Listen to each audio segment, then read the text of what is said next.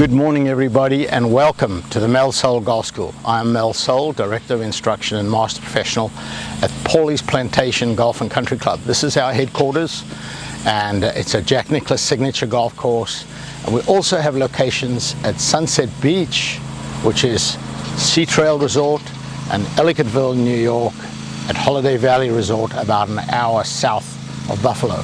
My instructor David Alberding teaches at the Sea Trail Resort, and I teach at Ellicottville the last week of June, the first week of July every year. So if this is close to that time, and you're interested in coming to Ellicottville, if it's not close, put it down on your calendar. Remind yourself that 2 or 3 months prior to the middle of June, give us a call and book, because I fill up pretty quickly towards the end there.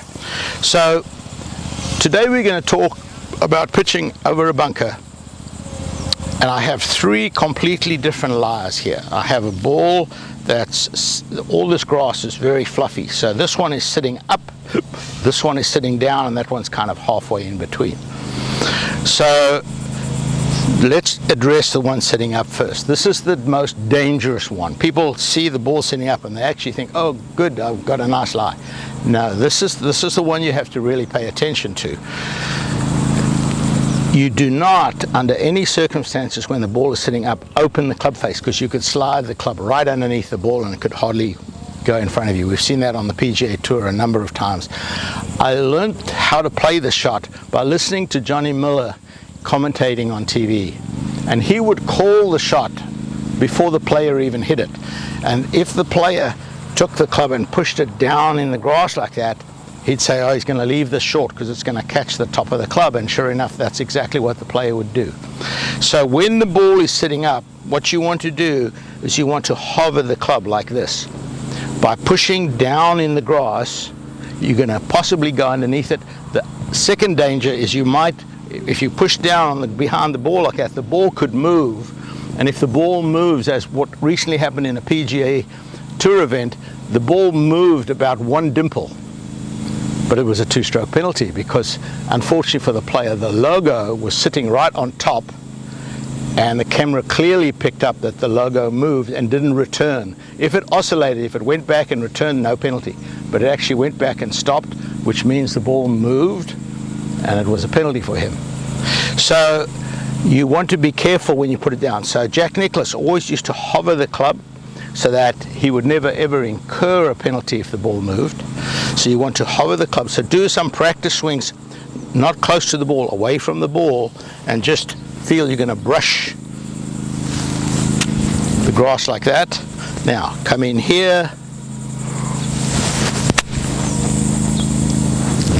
and that was a nice shot. I felt the ball. In fact, there's a mark on my club face there where I hit the ball right in the middle of the club face. When the ball is sitting down, you've got to go after it a little bit. So now again, I'm going to do my practice swings here, but now I'm going to have a slightly more downward blow. As you can see there, I'm taking a bigger kind of divot. I'm playing the ball a little bit more back in my stance.